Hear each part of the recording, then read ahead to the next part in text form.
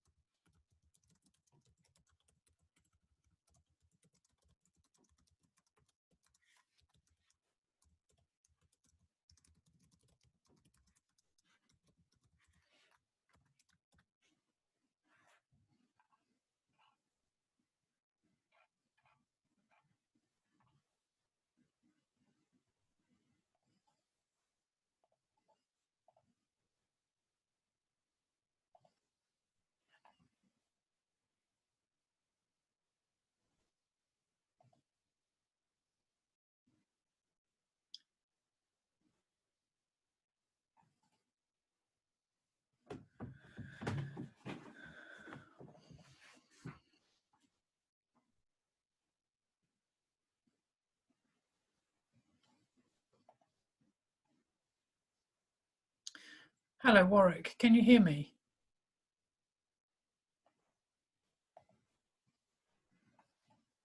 Warwick, can you hear me?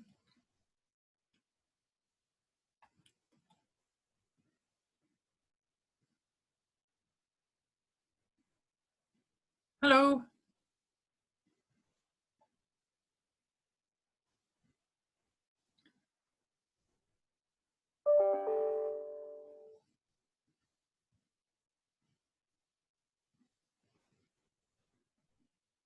Hello. Hello? Can you see me? I can, yes. Hi. Hi, Councillor Anderson. Yeah, I thought so. I haven't seen you at many meetings, so I wasn't quite sure. How are you? Okay. Yeah, I'm surviving, thank you. And you? Good. Yeah. Yeah. It's hard times, isn't it? Yeah, it is, definitely. Yeah. Definitely. So hopefully this is going to be okay. This is the first time I've done it. Yeah, well, we've had several Zoom meetings now, so we're all starting to get a bit old hand at it. Although Warwick is trying to phone in, he's had a lot of problems trying to connect. He's just trying to come in at the moment. I'm hoping. Warwick, can you hear me? I can hear you loud and clear. Yay, you're here.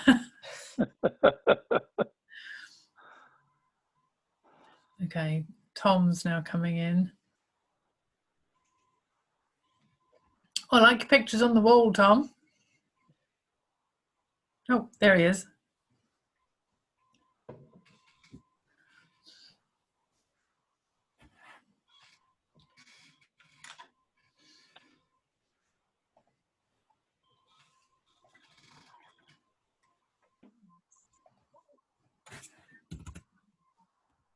It's such a shame about Ian, wasn't it?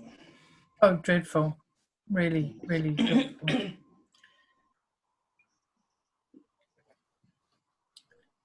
He's had so much going for him, you know. He always come across as being a fit and healthy man, you know. I know. It's interesting because somebody I was talking to said that they'd read a report that said one of the things they're finding with this coronavirus is that it causes clotting. Most other COVID diseases like Ebola causes hemorrhaging, but this one causes clotting, and a clot below the heart would cause a heart attack, and a clot above the heart would cause a stroke. Right. higher incidence of heart attacks and strokes. Yeah. And Ian's wife Julie had just recovered from coronavirus, so it may be that he was asymptomatic. Yeah. Okay. Yeah. Right.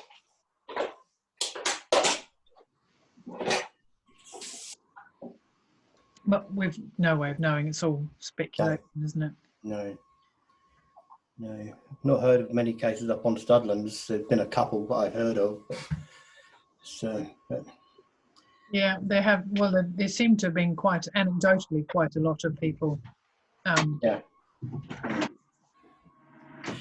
One of the bad things is that a lot of people live on their own. Nobody's going to know if they've had it or not. Or they're okay. And also they live on their own, and there's nobody to look after them either. No, that's right.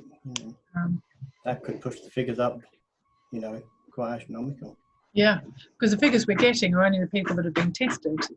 And there's probably an awful lot of people who haven't been tested who have died from other, so seemingly other causes, who may have had coronavirus as well. Yeah.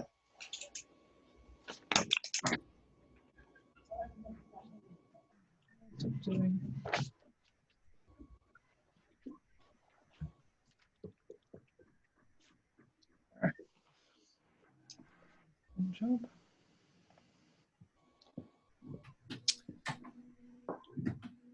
Evening, Tom. Hi, Mike. You okay?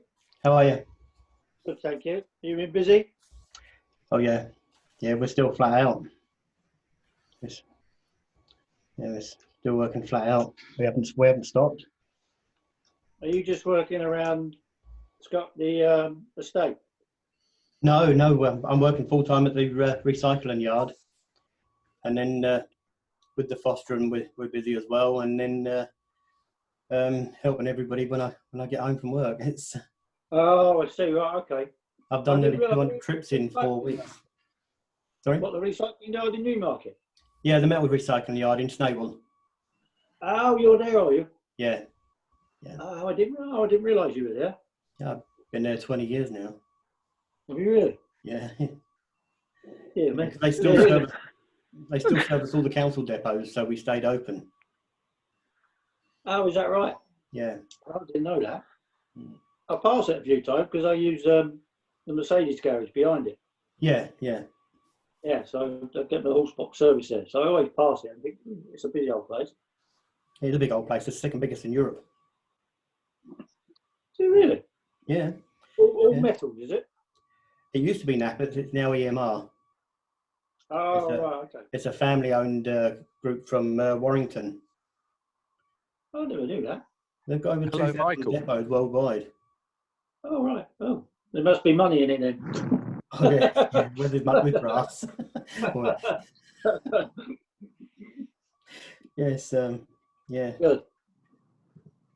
And then it's flat out when I finish work as well. I've done nearly 200 trips now in the last 6 weeks.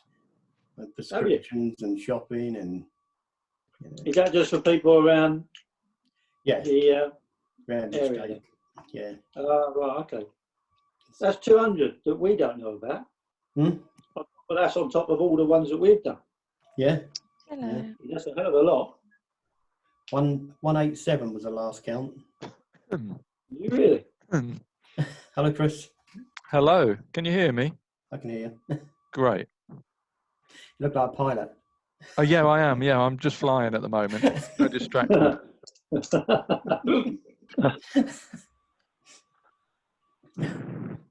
I presume you can hear me too. Yes, James. Good. No, James, can't. Right. Hey, James. Good evening. Good evening. It's a long way to Malton, you know. I know. Or Gaisley as it is.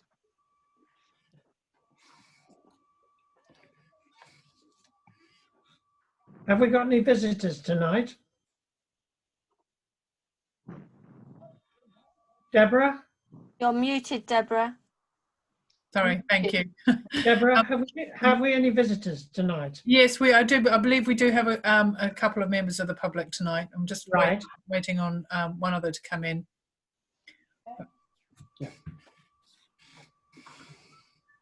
Can I just mention, if you click on the participants, you'll get a column on the right-hand side, and it will show you everyone that's in it, including at the bottom, there is one member of the public.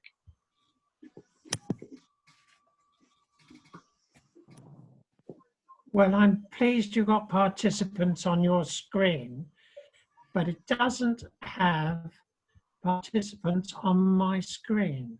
It should do at the bottom, Jim. Oh, you are right. I was only at half the screen, and you are correct. 14 of us. Fine, thank you. And who is carer? That's Michael Anderson. Oh, hello, Michael. Evening, Rachel. See you in a different light. Okay. A member of the public. Do we know who the member of the public is? No. Alison? Alison hasn't come in yet. Right. And we're still waiting on Ollie Bowen and Kevin Yarrow. Can't hear. Jeez, can't hear anything. Oh, here's Alison coming in now. Sorry.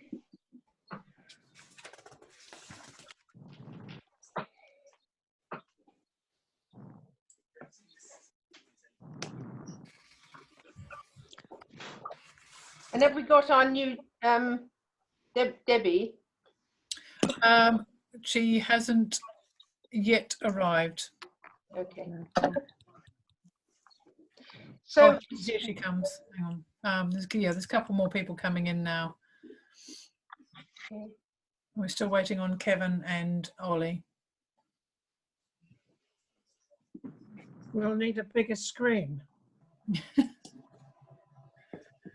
Hello, we can see Debbie. Debbie Baines, can you see us? This is our new town council manager. Good evening, Debbie. You and I have never met, in fact. Do you think, Deborah, we should start? It's 1 minute past. I don't know what you think. I'm happy to wait, considering it's such an important start for tonight. Yeah, I wonder, can we just give it another minute or so? Because Yes. you know, people might be trying to join while we're in the 2-minute silence, which might not be very. No, I'd like to wait for everybody to get in if we can. And just so while we're waiting, can everybody see at the bottom of their screen, Debbie Baines? Perhaps people might like just to say their name. You can probably see everyone's names except Michael Anderson is not a carer. He's Michael Anderson.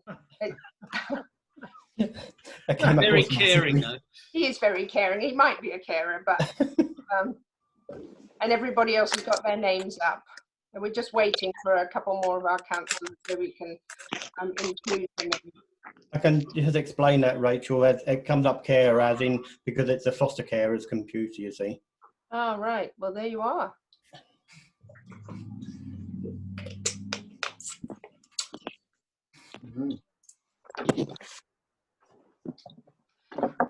Shall I suggest, Deborah, we wait until 6:05? Okay. Is everyone happy with waiting till 6:05? Yeah. That's fine with me. Okay. Fine with me. Thanks. Yeah.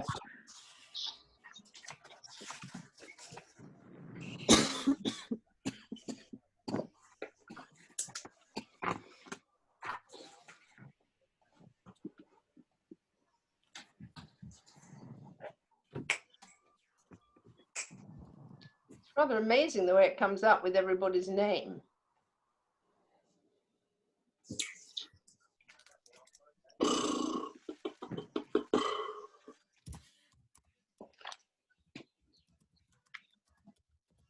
Well, I think we've got 3 more weeks of this, so we should be used to it in 3 weeks' time before we're able to have another meeting. I think we've got a meeting next week. We've got a meeting. Oh, well, I realise that, but I'm talking about physical meetings. There's going to be another 3 weeks of shutdown. Right.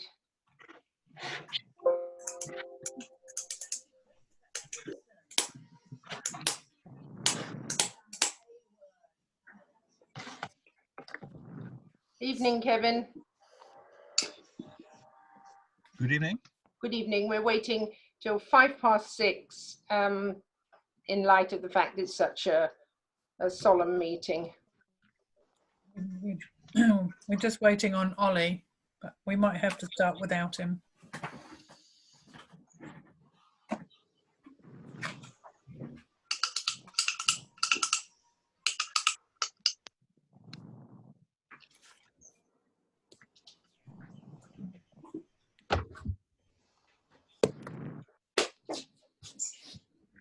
Can people maybe mute if they're not speaking, because there's quite a lot of background noise. Okay, all right. I think it's 6:05, so I don't have anything to start the meeting with, but we'll start the meeting now, everyone. Good evening, welcome everyone, welcome our members of the public, welcome to Debbie Baines, our new clerk. I'm just going to read out that the meeting can be, well, actually, I'm not going to read that out. I'll read that out afterwards. What I'm going to do is I'm going to say a few words about the very sad loss of Ian Kirk, and then we will have 2 minutes silence as a mark of our respect. So it's with great sadness that on behalf of the council, we respectfully tonight approach the tragic news of the completely unexpected and shocking death of our colleague and friend, Councillor Ian Kirk, and our sincerest condolences are extended to his wife and family at this tragic time. We now know that Ian was born and bred in Newmarket and went to school here.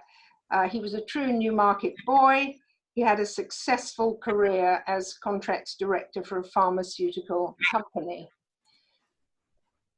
He joined the council in October 2019, having won a by-election, and I think it's fair to say that he immediately became a very important member of the council. He thrived as a councillor. He was very popular. He was hardworking. He was kind, amusing, incredibly pleasant, and he did a tremendous job as a councillor. We will miss him enormously. He absolutely proved what a special individual he was by the way he took so impressively to our coronavirus helpline on behalf of our residents. And he was, as has been said, one of our most tireless and effective contributors, daily helping, coordinating vulnerable residents and other residents' requests. He was a complete pleasure, we can all agree, to work with. And has been said, he was a real gentleman, and we will miss him. So we would like to have 2 minutes silence as a show of our respect and our deepest condolences to his wife and family. So if we may, we will have 2 minutes silence. Thank you.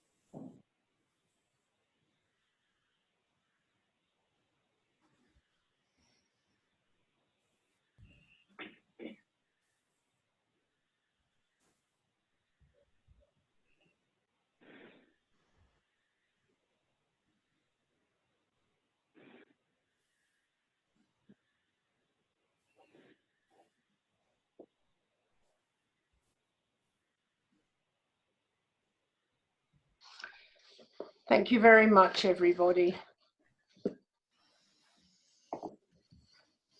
We'll move on now to the everyday part of the agenda. I would like to welcome everybody and to announce that the meeting is being recorded and to ask whether anyone else intends to record the meeting. No, thank you. Deborah, do we have any apologies for absence? No, everybody is here tonight. Thank you.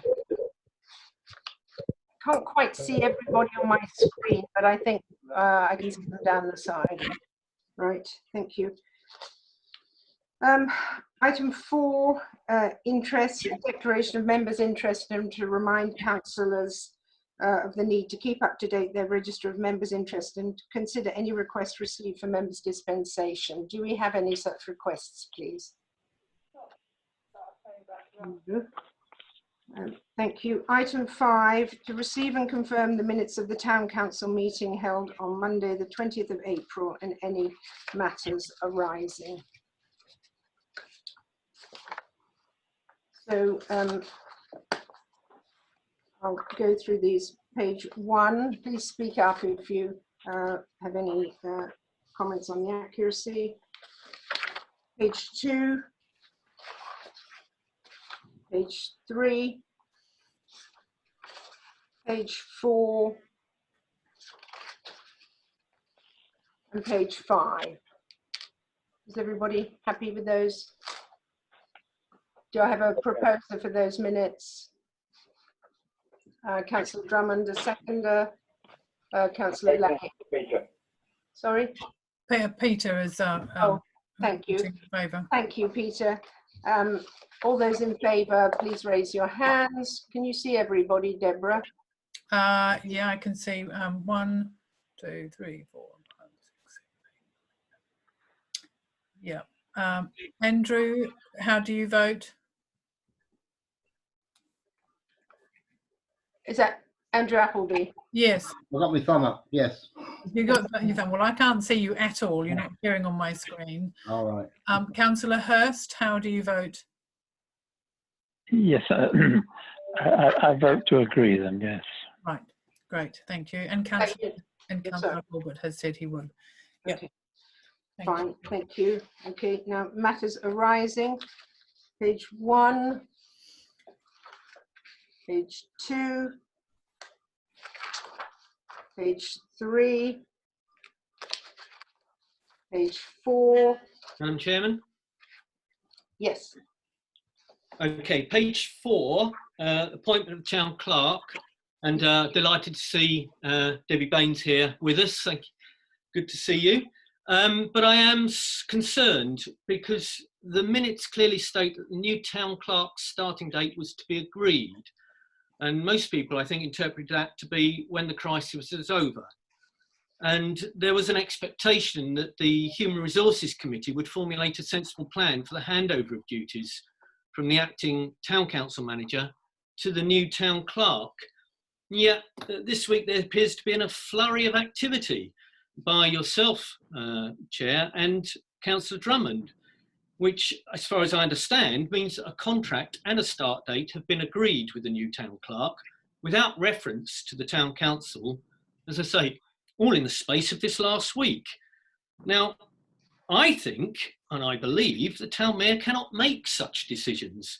It is the Human Resources Committee who should first agree and then present the proposals to the town council. Now, this town council's meeting every 2 weeks at the moment, so I cannot see the reason for this undue haste. More importantly, it isn't in the gift or indeed in the powers of the mayor to act unilaterally in this way. can you, Councillor Hood, explain the actions of the last week? Yes, I'd be entirely happy to. So in consultation with Councillor Drummond, the immediately preceding mayor, I've followed the normal practice, the same practice that was used when our last town council manager, Bobby Bennett, was employed. Councillor Drummond showed me evidence of that being the way that the previous town council manager had been employed. I have followed the resolutions. There are minutes to say that it is hoped that the post will be filled in early May. The decision was to, it was a unanimous vote with the start date to be agreed. I have agreed a start date with the new clerk, and she's very helpfully going to be having what Deborah has said she hopes will take place, a seamless transition by early May. Debbie, who you can see on your screen, is going to start off working 7 hours a week so that we won't be experiencing unnecessary expense. There was also the issue of a potential breach of GDPR, which I don't really want to go into at the moment, but that was another reason why it was obviously important to do this. The acting town council manager also made it clear that, as she said, in fact, from my point of view, and this was written, the sooner she, that's the new clerk, can start, the better. And the new clerk is happy to start in due course. And I think I'm happy to say that we now have a new clerk that Deborah is happy to hand over to with a seamless transition. And as I say, I've followed the immediately preceding mayor's instructions as to how our former town council manager was employed. And I hope everybody's happy with that. We've got our clerk, who was unanimously voted on as the new clerk, ready, willing and able to start. Our existing acting town council manager, keen to have her start, the sooner the better. So, Councillor Jeffers, I hope that answers your questions. Not very well. I think Councillor O'Neill has got something to say, judging from the screen. Well, shall we finish with what you've got to say? If it doesn't answer it very well, my point is, I don't understand the role of the preceding town mayor of 2 years ago. He has no greater powers than any of us. And indeed, that is true of everyone on this council, including the chair. You don't have powers to act unilaterally, and that's exactly what you've done this week. Now, we can't have it on the council. If you start acting as one individual when we have a whole council, then things can go rapidly wrong. Well, I am the acting town council manager's line manager. I'm the new clerk's line manager. We voted unanimously to employ the new clerk. The minutes say we're hoping to have her in place by the end of May. I have followed previous procedure, and I'm very happy that Deborah's wish to hand over as soon as possible seamlessly will fit in, hopefully, with new Debbie starting at the end of May or beginning of June. Okay, so thank you, Councillor O'Neill. Thank you. I just think it's a joke. I think you've acted in your own interests, and obviously the preceding mayor has done that. Excuse me, I'm speaking. No, I'm actually running this meeting, and I am the person who has actually never met the town clerk until this evening. But anyway, so could you confine your comments to something sensible? Yes, I can, and I could ask the same of you, but I don't think that will ever happen, as it hasn't done yet in your entire career. However, I think you've acted totally out of order. It does say in the minutes that you have to the start date is to be agreed. It doesn't say to be agreed by a previous mayor who was advised by a totally useless consultant who we paid £62.50 an hour to, £28,000 to Pete Cooper, who probably told you that advice and said it was good. Now that clown managed to put in things into our standing orders that are completely illegal. But he put them. I'm on the point, Councillor O'Neill. I'm on the point. The point is, there's been criticism about the money spent on our acting town council manager, who has put in such wonderful effort at getting our coronavirus response up and running, and there's been information spread around Could we keep about to the money. point, please? I am on the point. Discussing whether I have acted appropriately. Yeah, and you haven't. And So, I would actually. We're only speaking one at a time, please. I'm waiting for Councillor O'Neill to finish. Yeah. Okay. Thank you.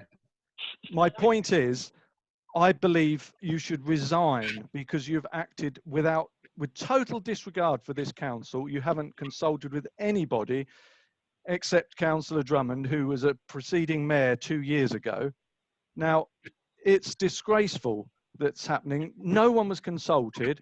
You're trying to undermine our acting town council manager. I did have one good question. We decided it was decided in December, Human Resources, and resolved at Full Council to change the post to a town clerk. What job title was on the contract? On the contract that was sent to our new town clerk. Well, in fact, it was town council manager, as I discussed with Deborah, but I don't think that's a problem.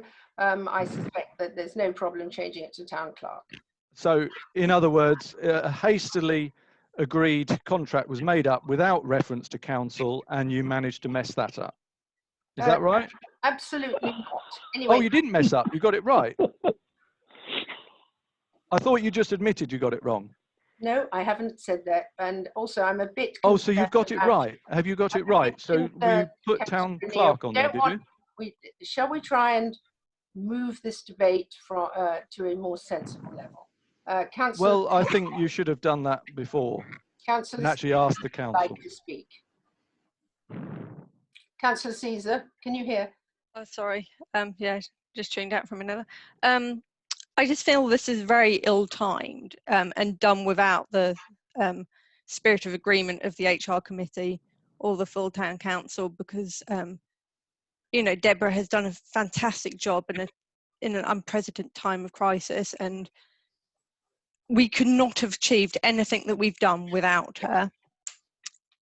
Not just the coronavirus response, but also getting the town council set up with these video conferencing, facilitating the move of the council staff to work from home, building all the relationships with all the charities and the stakeholders, and keeping us all on track of, you know, what we could do to help and what we can't do to help.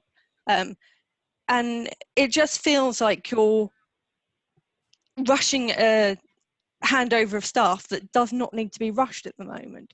If the new town clerk is working reduced hours, and we still have money to have Deborah as an ongoing consultant and advisor, because obviously we are not functioning well as a council, dismissing her so rapidly and slightly in an ungrateful way isn't really ideal for bringing us all together as a group.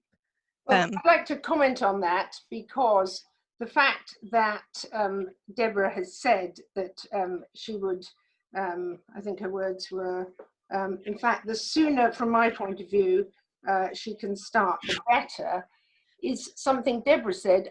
I'm not. Well, she said that all along since she's been working for us, because, you know, obviously we are difficult to work for. But I don't think we need to confuse apples with oranges. We have our unanimously voted in future town clerk, and we haven't made a decision about the situation with Deborah. I'm not commenting on the situation with Deborah. I am saying I have followed the rules and agreed a start date with our new clerk.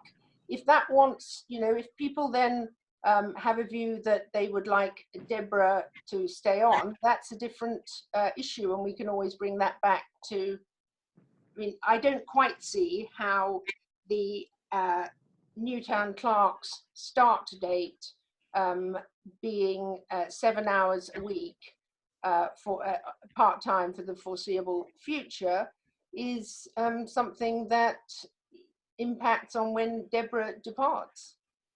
Okay, good. So just so long as we have an understanding and nothing, because this all happened very swiftly, and I think it makes us wonder what else might swiftly happen without the say or the consent of the wider town council. Well, I don't think that, with respect, I don't think that's right. What I've done is I've done exactly what was authorised in the minutes with the start date to be agreed. I'm the line manager for Deborah and for the new clerk, and we can certainly, that what's happening with the new clerk isn't actually saying what's happening with Deborah. I think it was even suggested that Deborah might stay on anyway, but Deborah had said she wanted to leave. So I'm not sure this is a conversation to be had in public. Councillor Diaz. Thank you. I just want to say, really, I think this is highly unprofessional, having this discussion whilst Debbie's sitting in on this meeting. I mean, if I was her, I'd be feeling mortified at the moment, and I wouldn't feel particularly welcome about all of this that's going on. And I think I would be worrying, what am I letting myself in for? But that's just my view. I just don't think we should be discussing these issues in front of her, because Debbie, believe you me, you are very much wanted by everybody here. And I would hate you to think that this is about you personally. It isn't. Thank you. Councillor Yarrow? I just want to reinforce the observation that you actually don't have the powers to act unilaterally and ignore the decisions made by the full council, as the point I think has been made by Councillor Jeffreys and indeed by Councillor Caesar. Yeah, I haven't ignored it. I have followed it to the letter, which is the start date to be agreed. As the line manager, I've agreed it. Councillor Kirby? I'm just slightly annoyed that as a member of the HR committee, I was not even consulted or asked any question about this. And it just seems that you've gone ahead, done what you wanted, and not even thought about the members of the HR committee or the rest of the council. I just feel that you wanted to rush this through, get rid of Deborah as soon as possible. Oh, excuse me, this has nothing to do with Deborah. I've followed through. That's the way it seems, the way it feels. No, there's no reference to Deborah. This is not, but the way it feels and the way it was done, without any consultation to any member of the HR committee, apart from Councillor Drummond, who has no other power than any other member on that committee, who should have been consulted. You've just gone ahead and done it yourself, which I think is disgusting. No, I'm afraid that's exactly what was done with our former town council manager. That's the former. We are not working in the former. We are working now. What happened previously doesn't come into existence. We are working now. We are a council. We are supposed to be working together, not individually. Well, we're not. I've followed the minute to the letter. So, and I think we can have a meeting of the HR. This doesn't relate to Deborah. This relates to Debbie. So. May I propose that the council honour the contract with Debbie, be paid 7 hours per week, that Deborah continues as the town council manager, liaising with Debbie as appropriate until such time as the council, that is the full council, agree a date for Debbie to start as town clerk and make that proposal. We can't do that because I'll second that. No, we need to wait for 6 months to change our unanimous vote at the last meeting, which no, we don't. To employ Deborah, which we've done. That's been proposed and seconded. Well, shall we all vote on that now? No, I'm not taking that vote because we cannot do that. We need to have a vote. Yeah, we need to vote. And I would suggest you don't try and obstruct business. Excuse me, Councillor O'Neill. You're welcome, but please don't I obstruct business. I think we need to deal with things in a sensible, rational manner. And That's what we'd hoped you would do. You haven't. So it's been proposed and seconded. Should we vote on that now? What, Deborah?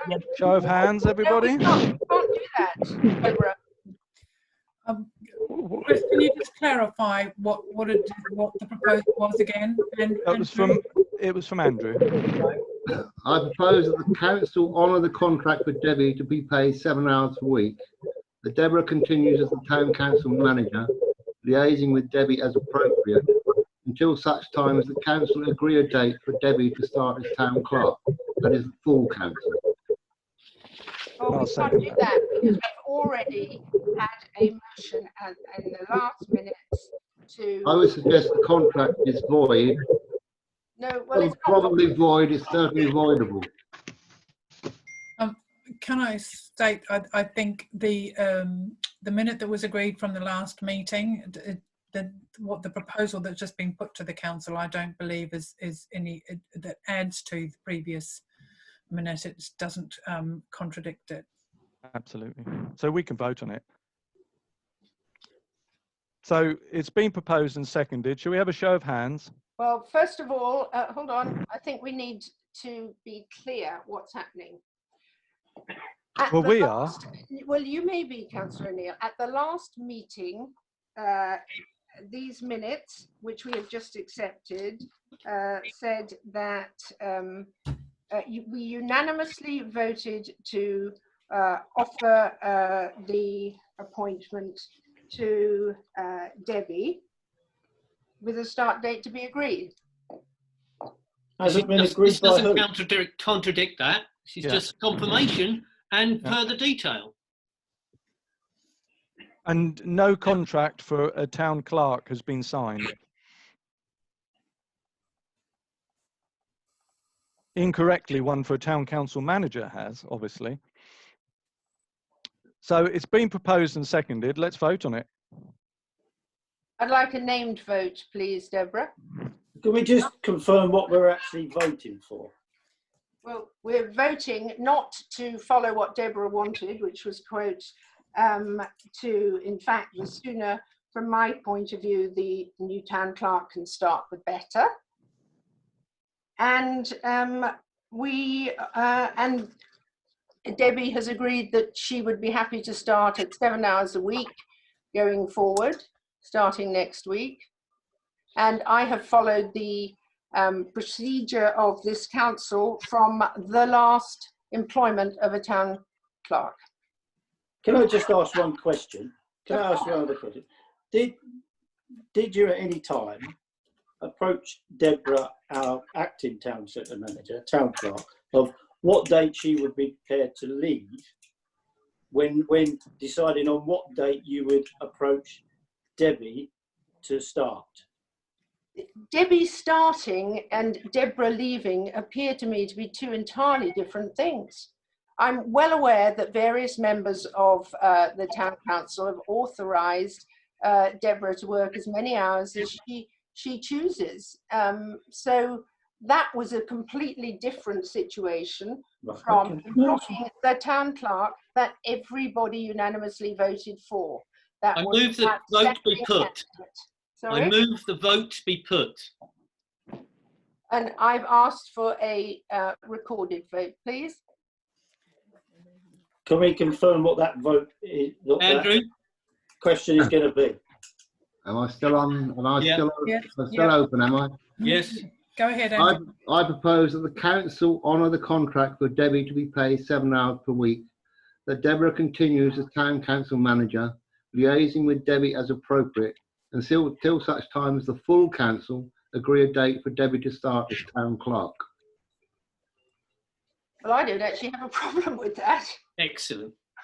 So, all those in favour, thank you. I'm just keep your hand up just while I just don't. I don't know what you can see, but I certainly would support what's just been proposed. Yeah. Yes, so we're supporting employing new Debbie for 7 hours a week to liaise with Deborah. And what was the rest of it, Deborah? Andrew's got the rest of it. I'm just counting 1, 2, 3. Until such time as the council, the full council, agree a date for Debbie to start with town clock. 6, Yeah. Okay. I've asked for a named vote, please. Yes. I mean, I'm not going to vote for it, but I don't actually have a particular problem with it. Okay. I think I've got everybody. Obviously, we now need to go with those who vote against. Well, first of all, you need to go round, Deborah, and take a vote from everybody in alphabetical order. That's how we do the named vote. Well, I've just recorded everybody who's voted in favour, and in that respect, councillors Jeffrey, O'Neill, Fitzgerald, Diath, Border, Bowen, Caesar, Hurst, Anderson, Kirby, and Appleby have voted in favour. And Yarrow. And oh, Yarrow, sorry, Kevin. Councillor Lay as well. Did you vote against, James? Oh, did you vote in favour? Sorry, I didn't see your hand up. Hang on, you're muted. I'll just unmute you. Right, I abstained. You abstained. Okay. So, anybody else abstaining? I'm abstaining. I don't agree with Councillor O'Neill on this one, Debbie. So, are you voting against, Councillor Hulbert? Yes. Okay. Anybody else voting against? Councillor Drummond, I don't have a vote for you. You're mute. I'll abstain as well. Thank you. Right. Okay. Thank you. Okay. So, any other matters arising? So let's move on now to confirm the minutes of the virtual meetings of councillors held on the 30th of March and the 6th of April.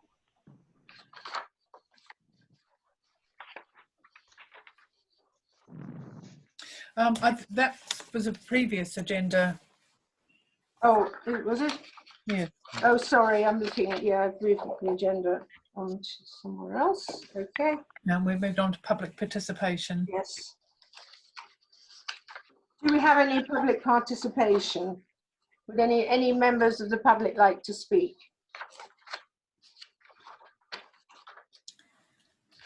It seems not, no. Okay, thank you. The next item is item 7, committee meetings, to receive minutes and reconsider any recommendation from the development and planning meetings on the 20th and 27th of April. Councillor Lay. There are no recommendations, and I have pleasure in presenting the minutes of the development and planning meeting held on both the 20th and the 27th of April, and seek their adoption. So no recommendations. So no recommendations on either. I'm happy to second that. All those in favour, raise your hands, please. Okay. Thank you. Okay. Now we're moving on to item 8, coronavirus response, to receive and note the minutes of the steering group meeting held on 21st of April 2020. I'm pleased to present these minutes. We meet regularly. The meetings are attended by all our partners, and I think that is the strength of the steering group, and I hope they'll be received and noted.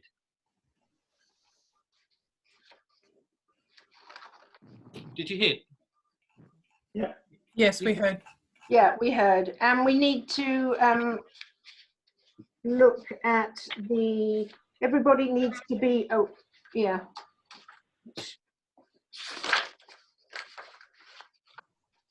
So we've got, which minute, you're only presenting the minutes of the 21st.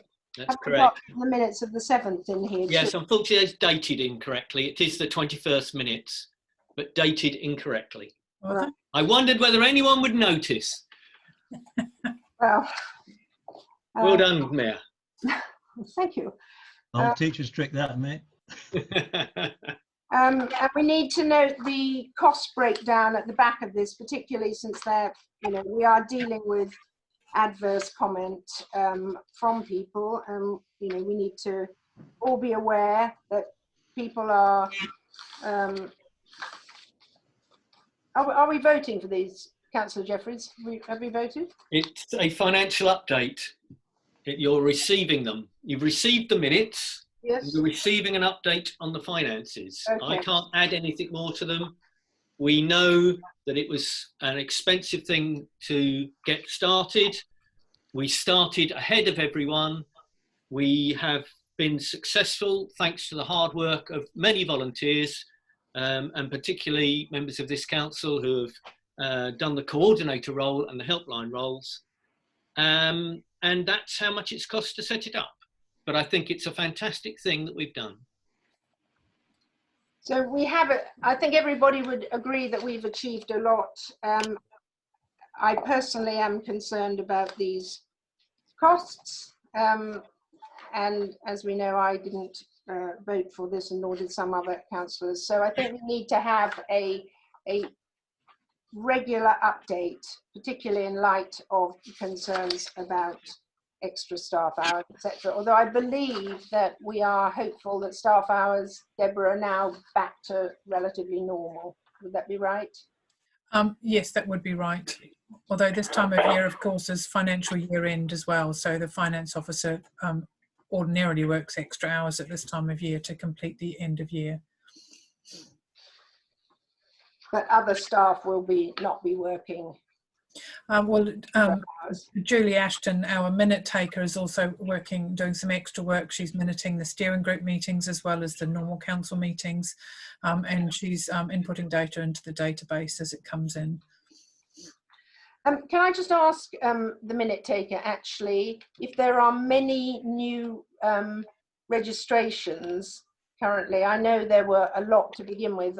How are you finding the new registrations now? I know I'm not taking any when I do the helpline from 2 to 4. That's correct, Rachel. There was nothing over the weekend, and I've had one this evening. Okay, so we are hopeful that we've got almost everybody registered. I'm sure a few other people will come along to need registering. Am I right in thinking, Deborah, as well, that all the people registered had received their numbers or been sent their numbers? Most of them have. Any that were coming in the last couple of weeks, there's been a bit of a delay. There was a bit of a glitch in our system, which has now been rectified, and they should be receiving their letters in the next couple of days. So there's a total of about 635 people registered on the helpline. Okay, that's people registered for help as opposed to our volunteers? Yeah, that's registered for help. Sorry, no, 653. Excellent. Okay, did anybody else want to ask any questions about any of that? I'm looking around. I can't actually see absolutely everybody. So if I don't see you, could you please raise your voice or let me know? Right, item 10, events and bookings to receive an update.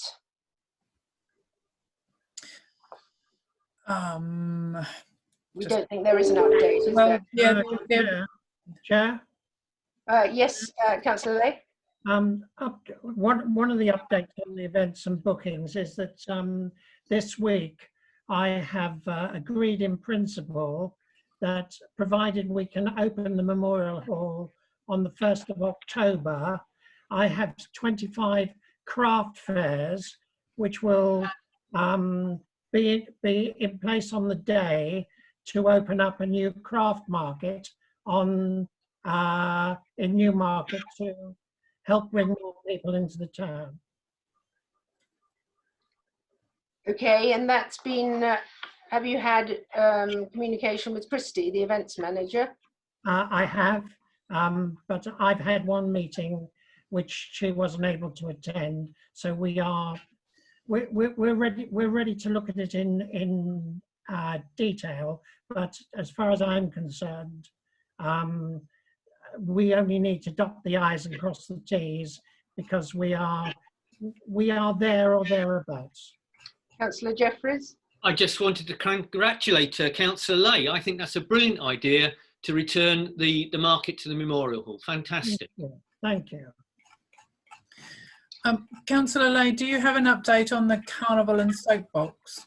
Well, that's item 11, so if we can just go on to item 11, soapbox derby. Would you like me to start again? No, just carry on. Right, okay. The soapbox derby for the 30th of August, provided again that we can run it. We have 21 newspapers supporting us. That's the iLift group, and 19 magazines. And we expect 10,000 people plus on the day. And I am just looking at how we're going to park all the cars and to bus all the people from the top of the town down to where we're going to have the soapbox event. I have talked to Christy about putting on the severals all the amusements that we would normally do for a carnival on the day before. So that would be on the Saturday. We would run almost a small carnival on the Saturday and leave everything on the severals for the Sunday. I've made the severals available by looking for alternative ways of parking the visitors who come to see us and getting them to the event. So we seem to be in agreement between Christy and myself that we bring to the next full meeting of the council more details on how we can run a small carnival on the 29th of August and then on the 30th of August to run the soapbox derby. So we are quite a long way down the line with that, but not so far down the line that we have committed ourselves to anything, except that we will bring the proposals back to the next full council meeting, I think, which is in a fortnight's time. But the one thing that we haven't done in 2020 is to allocate any funds towards running the soapbox derby. Now, in 2019, we virtually broke even, so we didn't actually need to have any funds made available for it.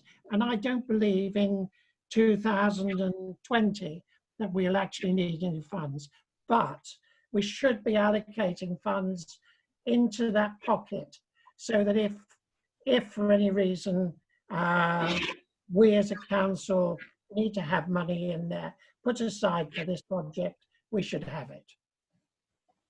Are you proposing that should be an underwrite of the soapbox derby rather than an actual funding of it, Councillor Lay? I'm actually saying that we should underwrite to the tune of 10,000 the soapbox derby, but we will not be spending any of the money prior to the soapbox itself being run, except for about £2,000. I would like to see a better financial proposal, and I propose that this matter is deferred until the next meeting so that we can have a proper financial proposal. Can't really commit £10,000, especially in these circumstances. Councillor Caesar. Yeah, I agree. I mean, we've just literally just said that £15,000 was a lot of money for a pandemic that's affecting everyone in Newmarket, and then to say, oh, £10,000 is viable for one day out, then you know, we obviously we made a small loss last year, and that was when it was well sponsored. It had excellent weather, it had a good turnout, it was a fantastic event. But this year you've got the economic collapse, so sponsorship isn't going to be particularly forthcoming. The ticket sales are going to be low because although lockdown will probably have lifted, people aren't going to want to be in crowds. How we'd socially distance during this, it's, you know, I think we need to have good sponsorship lined up in order to commit any money to the event, just because this is going to be such a difficult year. Okay. And it might be wiser to skip a year and then just go all out next year. Well, Sarah, put that as a proposal that we skip the soapbox derby for this year and we put it back in for 2021.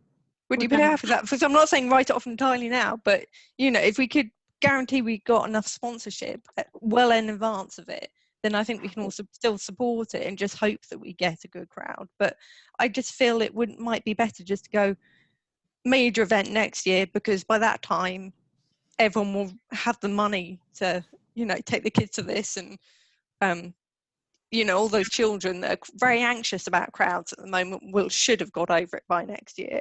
But yeah, maybe Gath would like to speak. Sorry, when you're finished, Councillor. Well, I was just going to say, maybe if we could do something to drum up expectations for next year, like have a kids soapbox model making competition, or something that could still keep the interest, but yeah, not necessarily be the full thing. Councillor Diath, would you like to speak? Yeah, I'm in agreement with Sarah, Councillor Caesar, about postponing it for a year, bearing in mind that we have actually postponed the Food and Drink Festival, which is later than the Soapbox Derby, and in fact we're going to be doing that online rather than in person. But I agree, I just think people are going to feel very, very nervous about being in large crowds for really quite a long time to come, and it was rammed last year. And it would be such a shame if all of the effort was put into it and then it bombed because of people's concerns. So I would agree, we put it off for a year. I didn't actually hear that Councillor Caesar said put it off for a year, but I did hear that you also... Well, I think we should keep going with it. I'm not saying, you know, it was fantastic last year. I think we can all agree that it was a great day out for everyone, and you know, it was great for new. What I'm saying is, Councillor Diath would like to put it off, which is certainly a rational thought. I didn't hear you say you wanted to put it off, but I was going to say that I heard the Deputy Mayor say that he's waiting for a proposal to put it off, I think. Is that what you're saying? Councillor Kirby wants to speak. Yeah, I'm pretty much of the opinion that we should put it off for a year. I know it'll be sad to put it off, but I just think, much in the line with what Councillor Caesar said, people are just going to be very sceptical about being in large crowds. Sponsorship will probably be very difficult. Ticket sales would probably be hard to push forward. And I just think it's prudent to put it off for a year. If the food festival's not going ahead, and that's later on in the year, what does that really show the council's responsibility then? As we're quite happy to have a crowd of people come to our soapbox, but we're not prepared to have them go to a food festival, which obviously brings revenue in the town. So I would quite happily propose that we put it off for the year and have a big and better one next year. So shall we just hear from the Deputy Mayor, who's the chair of this, and then we can... Oh, Councillor Fitzgerald. Would you like to speak, Councillor Fitzgerald? Yeah, I'm happy to go along with the majority. The majority believe that we should put it off for this year. That's fine by me. Okay. So I think we have a show of hands of those who think we ought to put it off for 12 months. Can I just ask if Councillor Fitzgerald wants to speak, or whether you're just happy to go to a vote? I am. I wanted to say that my son and I, very sociable. He's 6.5 years old, and we go to all the events and the festival. Yet for this one, I wouldn't take him at all. So I imagine the parents of young children wouldn't be keen to go at all. Right. Can we, however, thank Councillor Lay for his work, and you know, we will revisit it in due course. Let's take a vote. We've got a proposal from Councillor Lay, which I think is seconded by Councillor Diath, or the other way round. All those in favour of postponing the Soapbox Derby for a year, please raise your hands. I go with that. 2, 3, 4, 5, 6, 7, 8, 9, 10. Councillor Appleby? Yes, I'll go with that. Councillor Hurst? Yeah, yes, I would vote to postpone it. Okay, and Councillor Holbert also votes in favour. Councillor Drummond?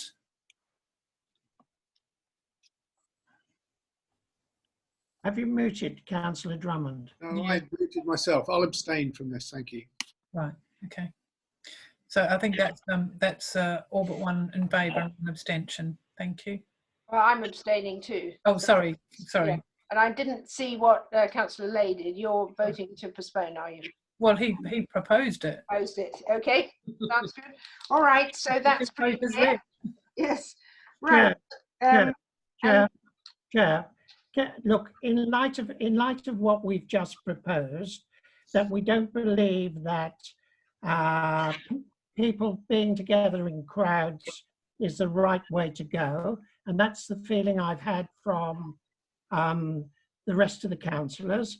I would like to go back to the proposal regarding the indoor market, because the indoor market will bring people together in very tight spaces around the council chamber. And as the instigator of the indoor market, I propose that we also put that off for 12 months, because whether or not we're going to be allowed to congregate in large numbers is debatable. Can we go back to that or not? Councillor Jeffries wants to speak. Well, I think 12 months it would be regrettable. One of the great advantages of the market is it's actually regular income to this council, and we may well need some regular income. Whilst I can see that October may be too soon, and none of us can predict where we're going to be or what it's going to be like in October, and therefore delaying 3 months may be appropriate, though starting in the winter is not a good time to start. I wouldn't want to go for 12 months delay, Councillor A, and I'm very happy to work with you on how we get this started and when we get it started. So yes, review when we start it, but not say 12 months delay. Okay, so let's leave it for 2020 then. Well, could I just yes. quickly chip in? The difference there is the market. We could kind of organise some sort of one-way system, social distancing, so that it isn't as packed. You know, there's no way to make the soapbox kind of not full of crowds, but you know, if it is a well spaced out market and we have a free flow of people, we could still, you know, run it at a time when and there's not going to be so much anxiety, because, you know, they aren't going to, you know, you don't have to kind of pack it with kids. They can be in the memorial gardens. And so are you going to, what are you suggesting that we should? I'm suggesting that it's not quite the same. We don't have to put it off for the full year. We can, you know, look at the October, November, December time frame and still keep it in the year, hopefully. Yeah, I would say look at a Christmas market potentially. I think there would be hopefully an appetite for a Christmas market. So can we have a proposal, a revision of your proposal, Councillor Lay, please? Yes, my revision of my proposal is that we run with the Christmas market as organised by Christie, and that we put off the indoor market until such times as we know that we can actually have crowds coming into an area like the Memorial Hall. Well, surely the proposal then should be that we postpone the indoor market until to revisit, say the beginning of what, September? What? 2021. Well, that's not what's been suggested. I think a Christmas market has been suggested. Yes, but this wouldn't be a Christmas market. Can I propose that we review the start of the market? In other words, we do the preparation, we look at the logistics, we look at how we set it up, and when the time is right, and we'll pretty well know that, then we can start it. I wouldn't like to put a set date on starting. I'm hoping that by Christmas, things will be relatively back to normal, and we could proceed then in the new year with a weekly craft market in the Memorial Hall. So I'm quite happy to review it. Yeah. Okay, so did everybody get that? All those in favour of the proposal and the seconded by Councillor O'Neill, raise your hands. 5, 6, Okay. 7, 8, 9, 10. Councillor Appleby? Yeah. Councillor Hurst? Yes, And Councillor. I've raised my hand, but it obviously hasn't registered. Well, no, because you're on the phone, Warwick, so we can't see you. And Councillor Holbert has voted yes. That's unanimous. Thank you. Okay, thank you. Let's move on to item 12, finance. Presentation of the budget and income and expenditure report. We've got Kathy here. Are you going to do these, Kathy? Yes, yeah. Thank you. Okay, so hi everybody. You've got in front of you my analysis of 2019-20 budget against the income and expenditure figures. And you can see that on the front page I've put a summary for the different committees to say what the under and or overspend was. And it's fairly self-explanatory, that particular part of it. Underneath, I've taken basically the whole budget was 40,889 underspent, which is a good result. And then underneath, I've put a section there where we have to take out the finance and policy underspend and also the very small development and planning underspend. There's also then 3 items which were budgeted for within that year to save into the EMRs, earmark reserves. So the town centre regeneration, we had budgeted £8,000 for the clock tower project. And if that's still intending to be going ahead, that needs to come out then to go into that specific reserve. The same with the Memorial Garden canopy. The £7,700 is the additional items, the additional amount that we need from this year to add to the existing 10,000, which we put aside last year. The whole project, as we discussed a few months ago, is about 17,700. Also, sorry. Yes, sorry. No, I thought you'd finished. Carry on, please. One more. It's also suggested the underspend on the human resources committee should be put aside in a new earmarked reserve for that to be used for that purpose, for HR matters, wages, salaries. At the bottom there, I've put down what resolution, what suggestions I'm asking for, as I've put in the middle there. So that would be something that I'd be asking you to suggest, to propose. Behind that, you've got the individual committee figures that have come from the Realtors system, which then match up with my summary at the front. Now, if anybody's got any questions? Who would like to ask some questions? Councillor Jeffries. You're mute. Mute. Sorry, you're unmuted now. Go ahead, Mike. Sorry, Kathy, I should have asked you this before. I don't really understand why, when you add up the underspends, and that included an overspend on finance and policy and an overspend on development planning, is that correct? Yeah. Why you then take it off the underspend in your second table? That seems perverse. These are the figures that I'm getting out of the system. It did occur to me, that very question actually occurred to me. Well, I think that needs looking into. Yeah, I'll talk to Realtors tomorrow about that, because as I was doing this, although we did go through this, when they did year end, it did occur to me that it was a bit, and this is the first time that I've done this specifically because Bobby was doing it before, but I will look into that. Thank you.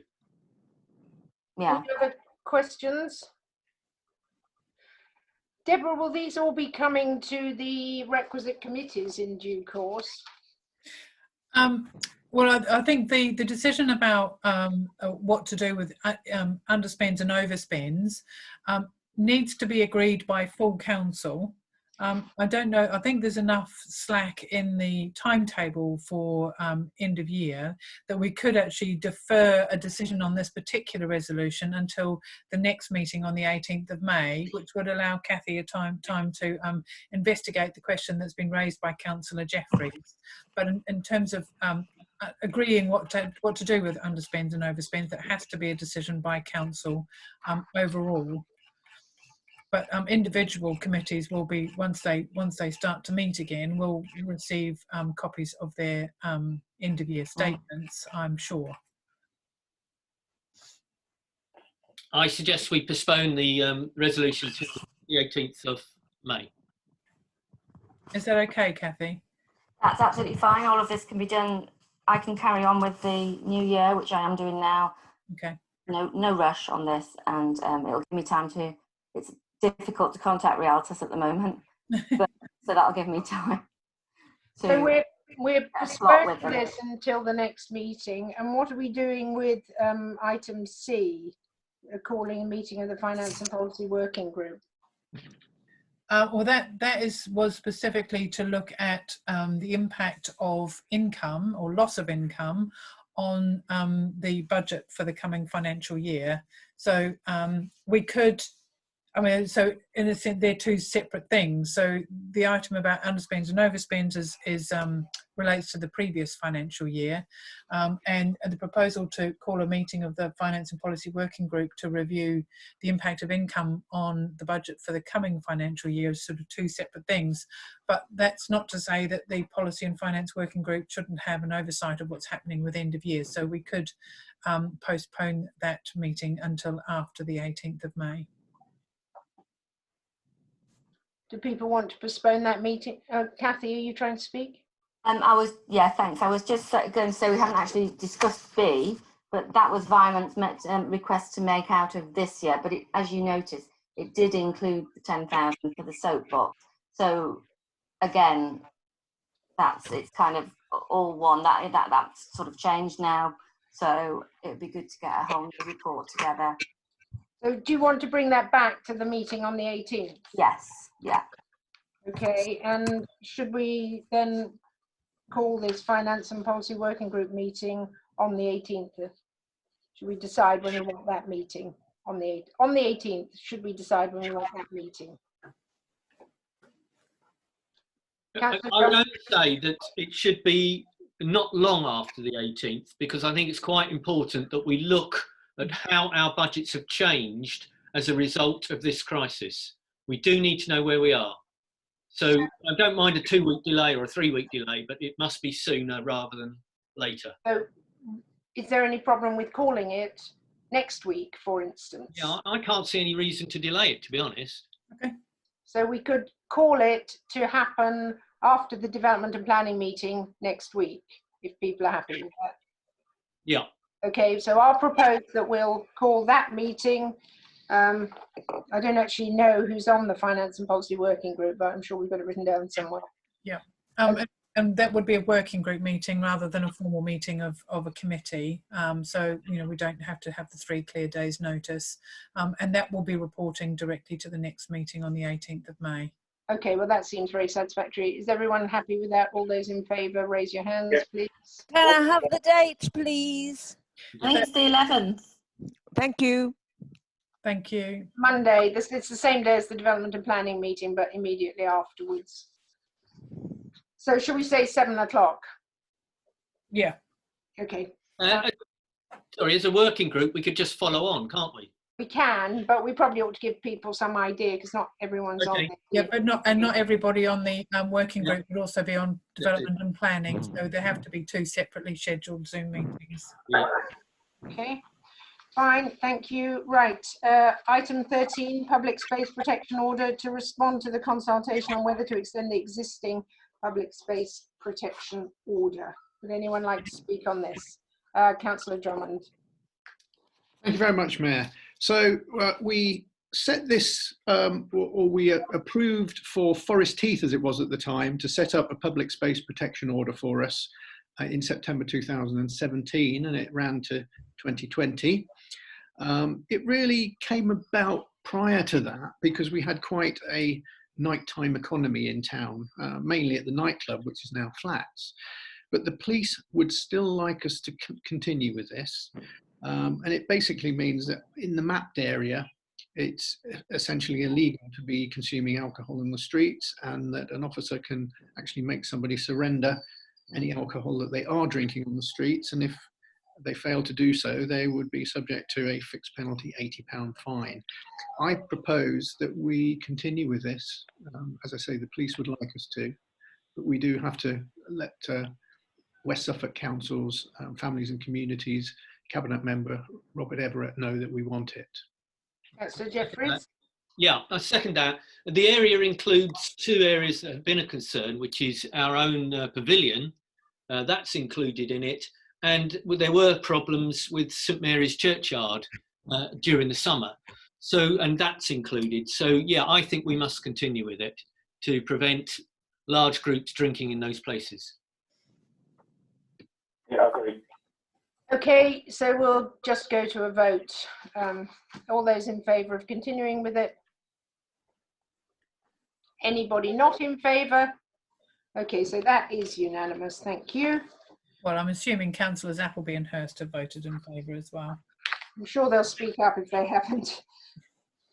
Okay, item 14, Weatherby Crossing.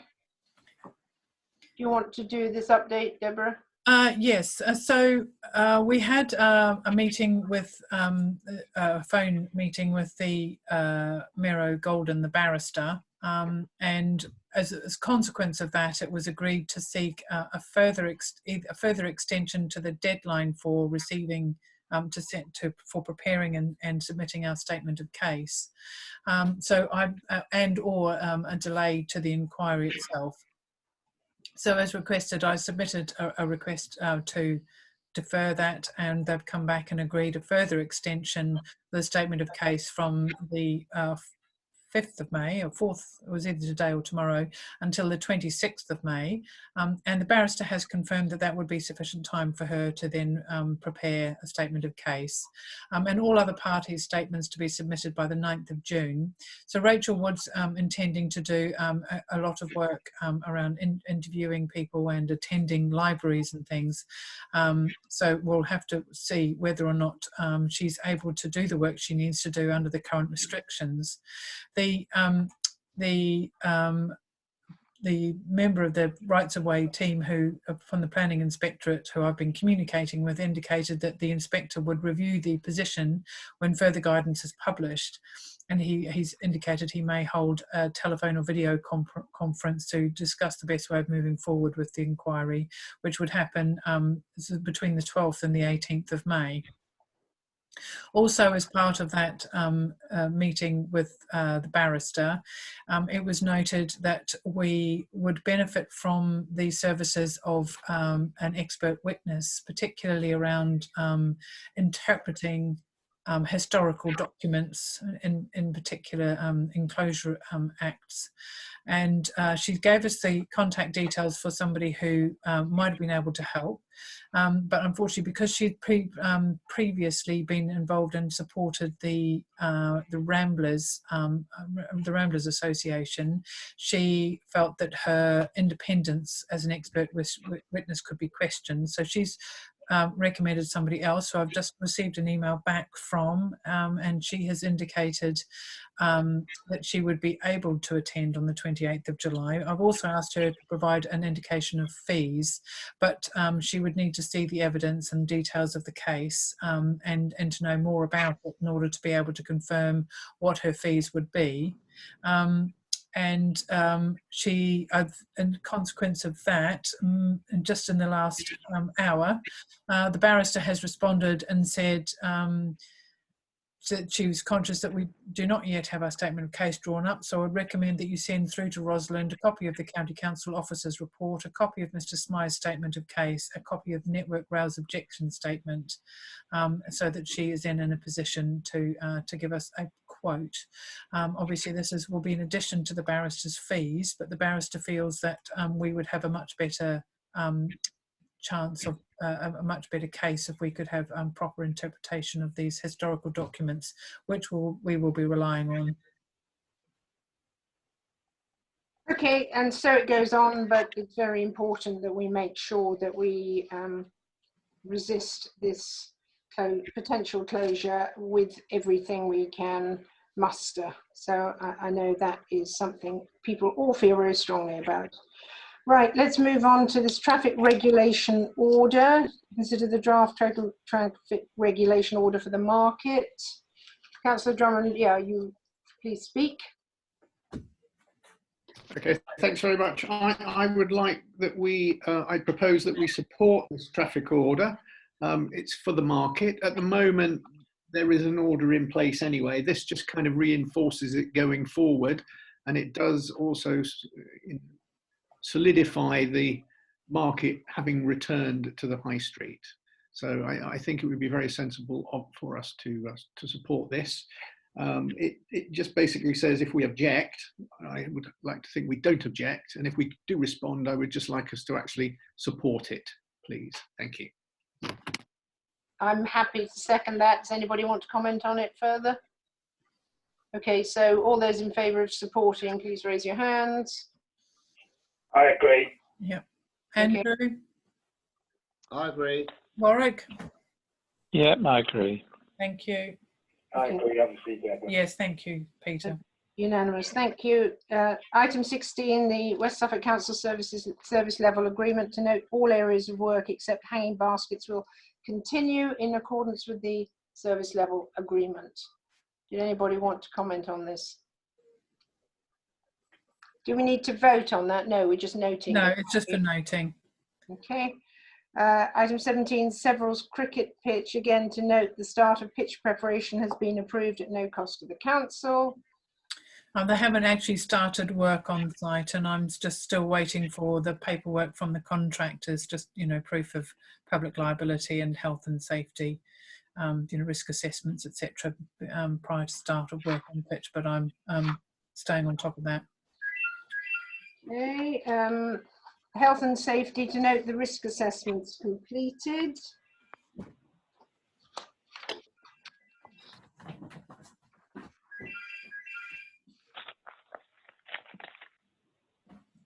Any comments on these, anyone? Do we need to, or we just need to note these, I assume?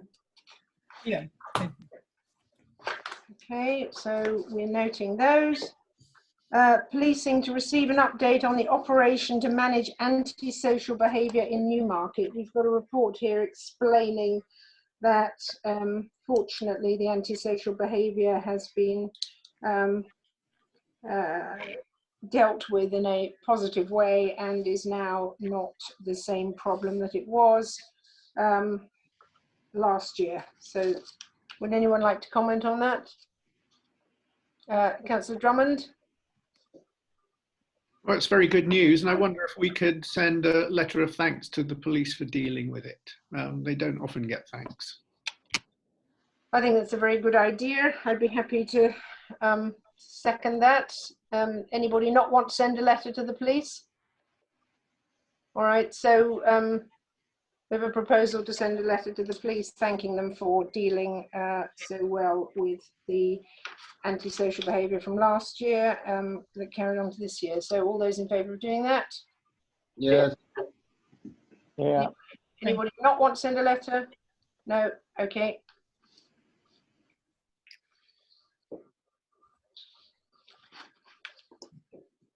So we will need to send it to Mark Shipton with a copy to Ben Van. I'd like to look at that, Deborah, if I may, because I've been liaising quite closely with the police. Yep. Thank you. Item 20, correspondence to note the national postponement of the VE Day, which is all rather sad. It's postponed till 2021. So we'll note that. Date of the next meeting is an annual Town Council meeting on the 18th of May. Prior to that, as we've discussed next week, we've got the one meeting and the task force. Okay, thank you very much. I'll close the meeting. Good night, everybody. Thank you for attending. Good night. Thank you very much, Mr. Chairman. Okay. Thank you. Thank you very much. Thank you, David.